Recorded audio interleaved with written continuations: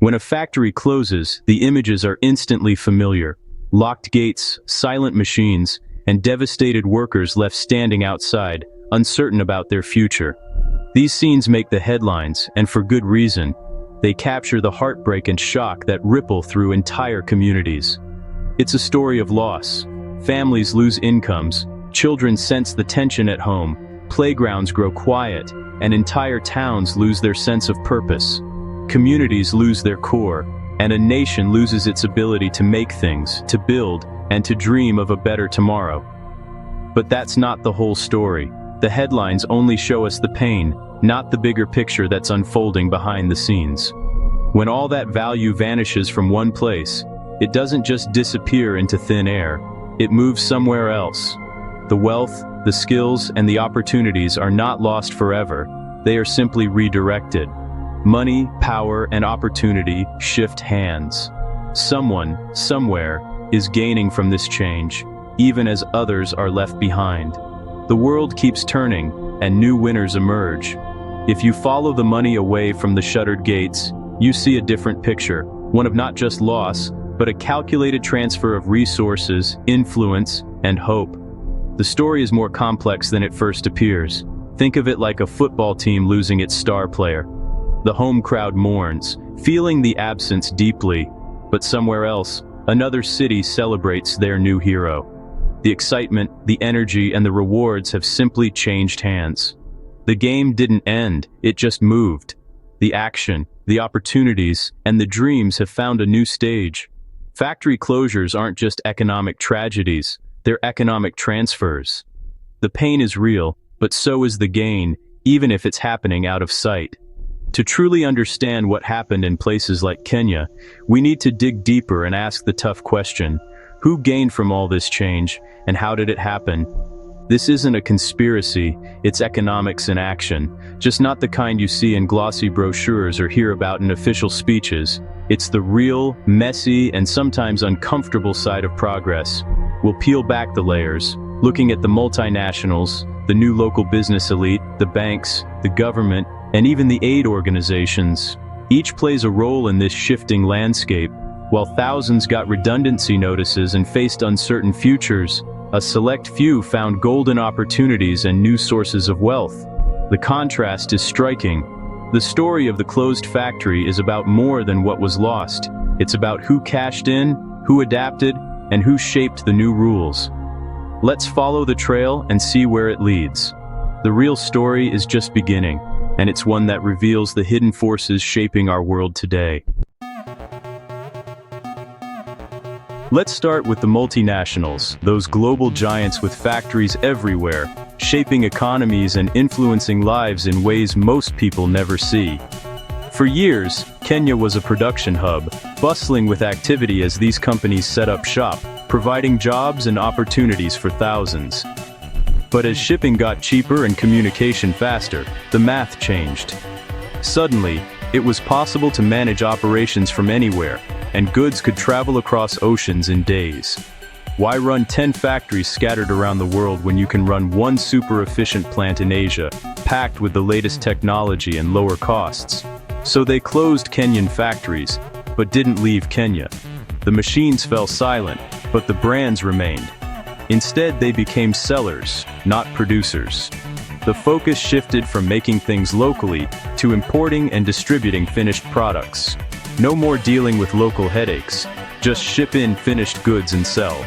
Logistics replaced manufacturing as the main game. Kenya became a showroom, not a workshop. Shiny stores filled with global brands, but few products made at home.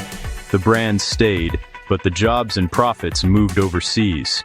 Local workers lost out, while factories in Asia boomed. The companies focused on what made money: branding, marketing, and sales. They invested in image, not industry. For them, it was a win-win. Less risk, more profit, and the same market. Their bottom lines soared, even as local economies changed. The box on the shelf looked the same, but the value inside was created far away, in distant factories most Kenyans would never see. The multinationals didn't lose. They turned off the lights because they found a better deal. one that worked perfectly for them. The game changed, and they made the rules, leaving everyone else to play catch-up in a world they had already mastered. With manufacturers gone, a new class rose: importers and distributors. These weren't builders, they were movers. Multinationals needed local partners to get their goods into Kenyan shops. Importers handled logistics, warehouses, and distribution. Their business was safer and faster than running a factory. No need for huge investments or skilled labor, just inventory and trucks. If one product failed, they switched to another. They became the new market gatekeepers, holding exclusive rights to global brands. Their profits came from trade, not production. They created jobs, but mostly in logistics and sales. Less secure, less skilled. The old industrialists faded, the new deal makers thrived. For them, closed factories meant open highways for imports, and profits at every turn. Where business goes, banks follow. They're always on the lookout for the next big opportunity, ready to shift gears as the economy changes. When industry thrived, banks gave long-term loans for factories and machinery. They fueled the dreams of manufacturers, helping build Kenya's industrial backbone. But as factories closed and smokestacks went silent, banks adapted quickly, searching for safer, more lucrative ventures. Why fund a risky factory for decades when you can finance a quick import deal and see your money back in months, not years? Trade finance was faster, safer, and more profitable. It offered banks a steady stream of returns with far less uncertainty. Lend money for a shipment, get repaid in months, and repeat. The cycle was efficient, and the risks were easier to manage. The goods themselves became collateral, making it even safer for banks to lend. Banks shifted from funding production to funding consumption, fueling a boom in imported goods and retail expansion. It became easier to get a loan to import than to manufacture. The incentives had changed, and so did the economy. The more banks financed imports, the more importers dominated. Local industry faded as imported goods filled the shelves. Banks weren't villains. They just followed the money, responding to the signals the market sent them. But in doing so, they helped cement Kenya's shift from making to buying. And they profited handsomely, shaping the country's economic future in the process. What about the government? Surely it would protect jobs. But governments need money, fast. Supporting industry is hard and slow. Taxing imports is easy and instant. Every container at the port brings customs duties and taxes.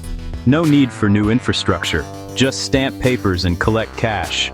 The government shifted focus, make imports smooth, maximize revenue. Public services became funded by taxes on imported goods. The government quietly benefited from the decline of local industry. It became a toll collector on the import highway. The easy money was too tempting to resist. As formal jobs vanished, social problems grew. Into the gap stepped NGOs in the aid industry. They brought foreign funding, launching projects to tackle unemployment and health. Aid became a new industry, producing reports, workshops, and jobs for the educated. NGOs managed the fallout, not the cause, of deindustrialization.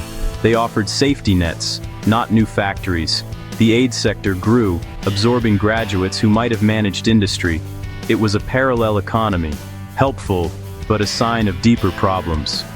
Aid softened the landing, but didn't change the trajectory. It was the ambulance after the crash.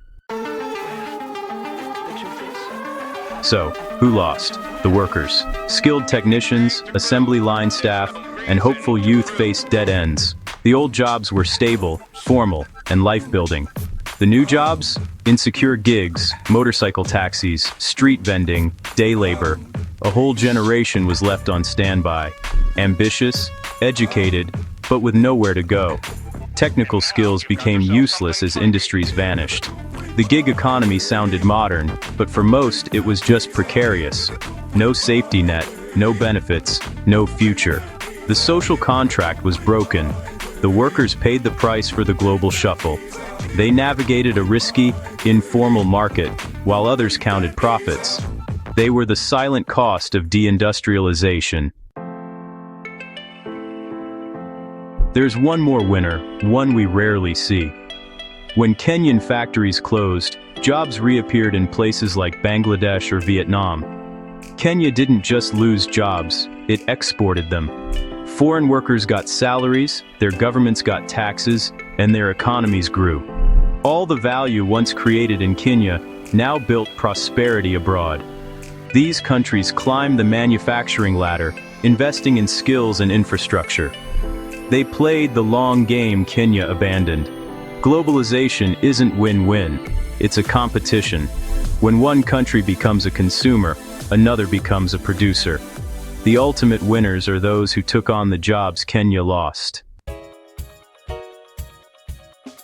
The closed factory story isn't just about loss, it's about redistribution. Multinationals, importers, banks, government, and aid groups all gained. The workers and youth lost, and foreign economies won big. Kenya shifted from making to buying, from production to consumption. The economy became more dependent, less stable, and less able to provide good jobs. This isn't about blame, it's about understanding choices and consequences. The last 30 years favored quick profits and easy consumption, but the future isn't set. Will Kenya keep consuming, or will it choose to make again? The next generation